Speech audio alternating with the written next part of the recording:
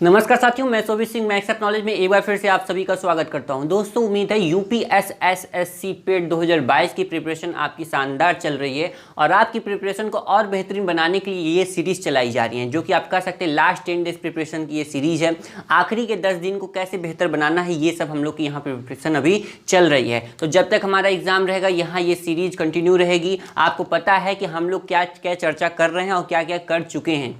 पीछे की क्लास में हम लोग ट्रिक के माध्यम से जनरल अवेयरनेस की बहुत इंपॉर्टेंट जो टॉपिक्स हैं, कई इंपॉर्टेंट टॉपिक हैं जिसकी हम लोग चर्चा कर चुके हैं। आगे भी कोशिश रहेगी कि हाँ, आप लोगों को और सिंपल लैंग्वेज में कैसे भी करके आप लोगों को जानकारी प्रोवाइड की जाए, जिससे आप लोग एग्जाम में बेहतर फाइट कर सकें।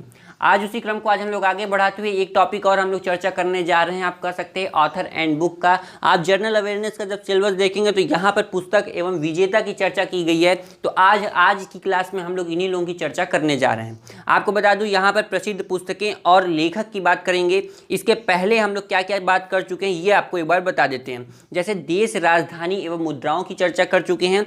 साथ में भारत की कला एवं संस्कृति की जो हम लोग साहित्य नृत्य देखे थे ट्रिक के माध्यम से, वो उम्मीद है कि आप लोगों को अच्छे से याद हो जाएगी और हमेशा वो आपको याद रहेगी। आगे बढ़ते हैं, भारत एवं विश्व के खेल की भी हम लोग चर्चा किए थे। कुछ हम लोग ट्रिक के माध्यम से भी स्टेडियम के नाम जाने थे और भी कई बातें थी जो हम लोग क्रिकेट से जुड़ी, फुटबॉल से रिलेटेड, टेनिस से रिलेटेड, इन सब बातों को हम लोग जाने थे। आज हम लोग शुरू करने जा रहे हैं प्रसिद्ध पुस्तकें और लेखक को, और उम्मीद है आप लोगों को इसमें कंटिन्यू बने रहेंगे क्योंकि आप लोगों को अपनी प्रिपरेशन और बेहतरीन बनानी है। तो दोस्तों, आपको बता दूं, आज की क्लास में हम लोग दो टॉपिक चर्चा करेंगे। एक तो आप जो आप अभी सामने आप देख रहे हैं, दूसरा आपके सामने और आ जाता है, वो टॉपिक है नोबेल जो प्राइज विनर है इंडिया के, उनके बारे में हम लोग चर्चा करेंगे। जैसा कि पुरस्कार की बातें करना होगा हम लोग को, तो नोबेल प्राइज से हो सकता है आपका यहाँ से क्वेश्चन बन सकता है। तो इसलिए हम लोग कुछ नोबेल प्राइज से, जो भारत के नोबेल प्राइज जो विनर है, उनकी चर्चा करेंगे। और आप ये पॉइंट तो आप देख ही रहे हैं। तो चलिए सबसे पहले शुरू करते हैं आज ऑथर एंड बुक की तरफ से। यहाँ पर क्या बन सकता है देखते हैं। चलिए आगे क्या कर रहा है। सबसे पहले कौन आ जाता है यहाँ पे? प्रणब मुखर्जी। प्रणब मुखर्जी भारत के पूर्व राष्ट्रपति, यानी कि यह आप कह सकते हैं रामनाथ कोविंद जी के पहले की जो राष्ट्रपति थे, प्रणब मुखर्जी जी थे, और ये अब नहीं रहे हैं। और इनकी एक फेमस बुक है कॉलिजन ईयर्स। किसकी रचना है? प्रणब मुखर्जी जी की। क्या है? Collision year. आगे बढ़ते हैं, सत्या नडेला। सत्या नडेला की एक बुक है, क्या है? Hit refresh. क्या है? Hit refresh. देखिए ध्यान दीजिएगा, यहाँ कुछ इंपॉर्टेंट बुक का ही लिखा गया है ज़्यादा, यानी कि वैसे तो कई ऐसे राइटर हैं जो कई बुक लिखे हैं, लेकिन सारा यहाँ नहीं लिखा गया है। ठीक है, तो आपको इसमें से हो सकता है अगर आ जाए तो आपको थोड़ा आसानी रहे।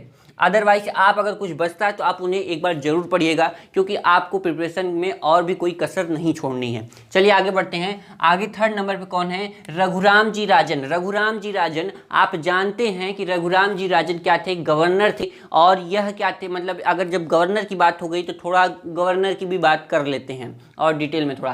क्या है दोस्तों? आरबीआई के गवर्नर थे ये रघुराम जी राजन। अब रघुराम जी राजन क्या थे, आप एक तरह से समझिए पहले के क्या थे? गवर्नर थे।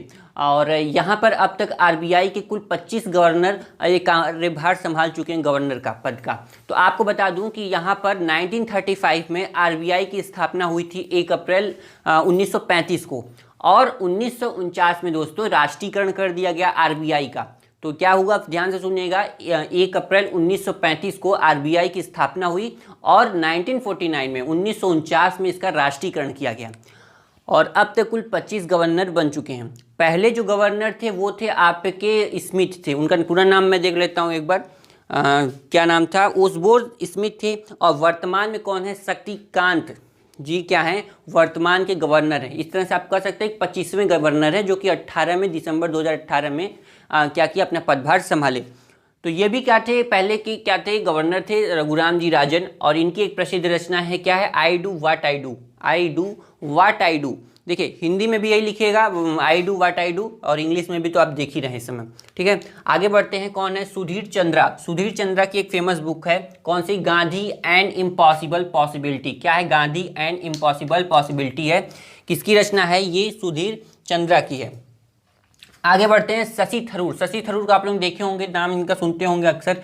क्या है? इनकी पैक्स इंडिका है, द $5 स्माइल है, और the tiger and the cell phone है। किसकी रचना है? शशि थरूर की। किसकी रचना है? शशि थरूर की। पैक्स इंडिका है और $5 स्माइल है। फिर क्या है? The tiger and the cell phone है। किसकी रचना है? शशि थरूर की। आगे बढ़ते हैं, कपिल सिब्बल आते हैं। कपिल सिब्बल को भी आप लोग देखे होंगे। इनकी क्या रचना है? आई विटनेस। क्या है? आई विटनेस पार्शियल ऑब्जर्वेशन। क्या है? आई विटनेस पार्शियल ऑब्जर्वेशन किसकी है? कपिल सिब्बल की है।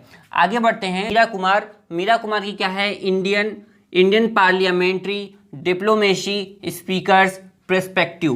क्या है? Indian parliamentary diplomacy speakers perspective. तो ये किसकी है? मीरा कुमार की है। आगे बढ़ते हैं, अरविंद केजरीवाल। दिल्ली के मुख्यमंत्री अरविंद केजरीवाल क्या है? स्वराज इनकी है। स्वराज किसकी है? अरविंद केजरीवाल की है। इसे देखिए, आप एक बार देखेंगे, दो बार देखेंगे, तीन बार देखेंगे ना तो आपको याद हो जाएगा। ज़्यादा आपको इस पर ध्यान देने की ज़रूरत नहीं है, यानी कि याद करने के लिए आपको सबसे बेहतर तरीका ये है, इसे 2-3 बार अगर रिवाइज करेंगे तो आपको ये याद हो जाएगा। साथ में आपसे रिक्वेस्ट करता हूँ कि इसे नोट भी कर लीजिएगा। आगे आपको इनकेस आपको फ्यूचर में भी अगर कहीं से क्वेश्चन पूछता है, किसी भी एग्जाम में, कोई भी एग्जाम हो, जरूरी नहीं कि पेट के एग्जाम में, कोई भी एग्जाम हो, वहाँ पे आपको ये मदद करेगा। तो इसलिए आप इसे नोट कर लीजिएगा। एक जानकारी और आपको दे दूं कि आप हमारे टेलीग्राम चैनल से जुड़ सकते हैं, जहां पे to the point daily share किया जाता है और आपकी प्रिपरेशन को और बेहतर बनाया जाता है। देखिए, ज़्यादातर यहां से कितनी ज़्यादा कोशिश क्या की जा सकती है यूट्यूब के माध्यम से कि आपको वीडियोज़ प्रोवाइड की जाएँ और आप उस वीडियो को देखें और अपनी प्रिपरेशन जारी रखें। लेकिन हम लोग चाहते हैं कि यहाँ से आपको और भी कुछ चीज़ें प्रोवाइड की जाएं, जैसे रिटर्न में कोई चीज़ें हुई, कोई नोट्स हुआ, ये आपको टेलीग्राम चैनल पर शेयर किया जाएगा। वो भी फ्री चैनल है, वहाँ से जाकर आप उसे ज्वाइन कर लीजिएगा और आप उससे जुड़कर भी और बेहतर अपनी प्रिपरेशन कर सकते हैं। आगे है किरण बेदी हैं, आप लोग नाम सुने होंगे किरण बेदी। क्या है इनकी? What went wrong and why. What went wrong and why किसकी है? किरण बेदी की है। आगे बढ़ते हैं, इंदिरा गांधी का है। इंदिरा गांधी का क्या है? इंटरनल इंडिया है। किसकी है? इंदिरा गांधी। हालांकि इनकी और भी कई बुक हैं, यहाँ पे क्या है? इंटीरियल इंडिया का ही लिखा है, इंटरनल इंडिया। आगे बढ़ते हैं, एपीजे अब्दुल कलाम की बात करें अगर, एपीजे अब्दुल कलाम मिसाइल मैन जिसे बोलते हैं। क्या है? Ignited minds. क्या है? इग्निटेड माइंड है। टर्निंग पॉइंट्स है। फिर my journey transforming dreams into action. यहाँ देखिए कट हो गया है एक्शन, ये क्या है? एक्शन है। क्या है? My journey transforming dream into sorry action. इनकी एक और रचना है विंग्स ऑफ फायर, वो हालांकि वो नहीं लिखा है। विंग्स ऑफ फायर आप नोट कर लीजिए, किसकी रचना है? बहुत फेमस रचना है विंग्स ऑफ फायर किसकी? एपीजे अब्दुल कलाम, जिसे हम बोलते हैं मिसाइल मैन। आगे बढ़ते हैं, सुरेश मेनन। सुरेश मेनन की कौन सी बुक है? इनकी है Pataudi Nawab of cricket. Pataudi Nawab of cricket किसकी है? सुरेश मेनन की है। चेतन भगत हैं, आप लोग देखे होंगे इन्हें, इनकी भी कई बुक हैं, जिसमें से कुछ अगर बात करें, रिवॉल्यूशन 2020 है। फिर the 3 mistake of my life. The 3 mistake of life किसकी है? चेतन भगत की है। आगे बढ़ते हैं, वेंकैया नायडू। वेंकैया नायडू क्या है? Moving forward a year in office. क्या है? Moving forward a year in office किसकी है? वेंकैया नायडू की। तो दोस्तों, आई होप कि आप लोगों के ये जो इंपॉर्टेंट ऑथर्स हैं, बुक्स हैं, इनको आपको अच्छे से याद हो गया है। इतना ही नहीं कि आपको केवल इतना याद करना है, ये तो मस्ट है कि आपको जरूर याद होना चाहिए। आपके कोई भी एग्जाम हो, वहाँ पर ऑथर और राइटर जो भी पूछता है, तो वहाँ पे इतना तो आपको जरूर याद होना चाहिए। एडिशनल में आप और याद जरूर कीजिएगा। तो दोस्तों, आगे बढ़ते हैं, हम आपकी अगली नेक्स्ट टॉपिक पे चलते हैं, जहां पर हम लोग चर्चा करेंगे नोबेल प्राइज़ विनर, जो भारत के नोबेल प्राइज़ विनर है। क्योंकि आज हम लोग जनरल अवेयरनेस की हो सकती है आखिरी क्लास है, और नेक्स्ट क्लास में हम लोग ज्योग्राफी शुरू करेंगे। ज्योग्राफी की मोस्ट इंपॉर्टेंट टॉपिक के बारे में चर्चा करनी है, तो वहाँ भी जरूर बने रहिएगा। तो चलिए देख लेते हैं, एक बार हम लोग नोबेल प्राइज़ जो विनर है इंडिया के, उनके बारे में चर्चा कर लेते हैं। एक बार इनका आप चाहे तो स्क्रीनशॉट ले लीजिएगा या आप इसे नोट कर लीजिएगा। चलिए आगे देखते हैं, यहाँ क्या हम लोग चर्चा करने जा रहे हैं। नोबेल प्राइज़ की जो विनर है, खास करके आप कहिएगा ये सब इंडियन है, यानी कि इंडिया में जो नोबेल प्राइज़ पाया है, उनके बारे में हम लोग अब यहाँ चर्चा करने जा रहे हैं। तो सबसे पहले आते हैं रविंद्रनाथ टैगोर जी। रविंद्रनाथ टैगोर जी को भी क्या मिला था? नोबेल प्राइज़ मिला था।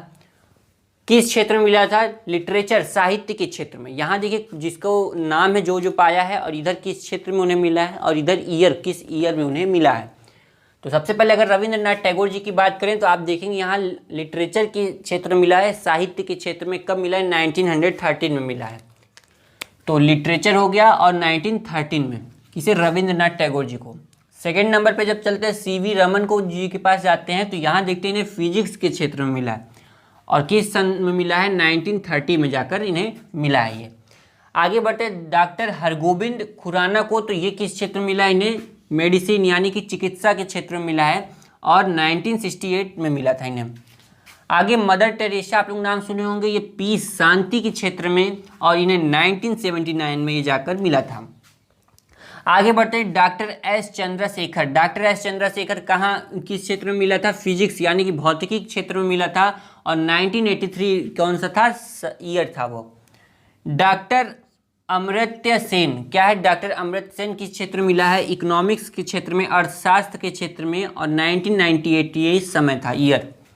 आगे बढ़ते हैं वीएस नटपाल के पास, तो ये कौन सा क्षेत्र था इनको जो मिला? वो लिटरेचर के क्षेत्र में मिला था, और सन कौन सा था? 2001।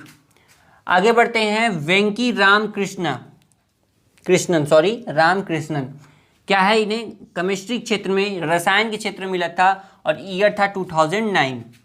आगे बढ़ते हैं कैलाश सत्यार्थी किस क्षेत्र में मिला था? चाइल्ड राइट्स प्रोटेक्शन यानी कि बाल अधिकार संरक्षण के क्षेत्र में मिला था, और यह सन था 2014।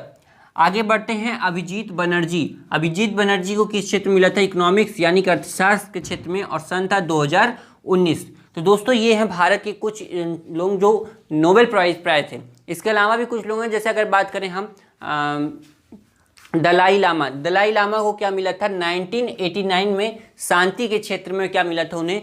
नोबेल प्राइज उन्हें भी मिला। तो यहाँ कुछ ही लोगों का मैंने लिखा है, एक दो लोग जो और बात बचते हैं, एक बार आप उन्हें सर्च कर लीजिएगा, देख लीजिएगा। तो यहाँ आपसे एक रिक्वेस्ट करता हूँ कि इसे नोट कर लीजिए या स्क्रीनशॉट लेकर रख लीजिए, और एक दो बार इसे भी आप अगर रिवाइज करेंगे तो आपको याद हो जाएगा। जैसे मुझे उम्मीद है कि रविंद्रनाथ टैगोर को आपको पता होगा लिटरेचर के क्षेत्र में, मदर टेरेसा का शांति के क्षेत्र में, पीस के क्षेत्र में, ये सब बातें आपको पता होंगी। तो दलाई लामा का भी आप शांति के ही क्षेत्र में है मिला उन्हें, ठीक है। तो ये सब नोट कर लीजिएगा, इंपॉर्टेंट है। आपको दोस्तों बता दूं आगे की क्लास से हमारा अब ज्योग्राफी शुरू होगा। ज्योग्राफी में कुछ इंपॉर्टेंट पॉइंट जो रहेंगे, अब जब तक हमारा एग्जाम नहीं आ जाता तब तक हम ज्योग्राफी ही क्लियर करेंगे, और उम्मीद है कि वहाँ से आपको बेहतरीन जानकारी प्राप्त होगी और आपकी प्रिपरेशन और बेहतर होगी। तो दोस्तों आएंगे नेक्स्ट क्लास में और इंटरेस्टिंग टॉपिक के साथ, तब तक के लिए जय हिंद, बाय बाय, थैंक यू।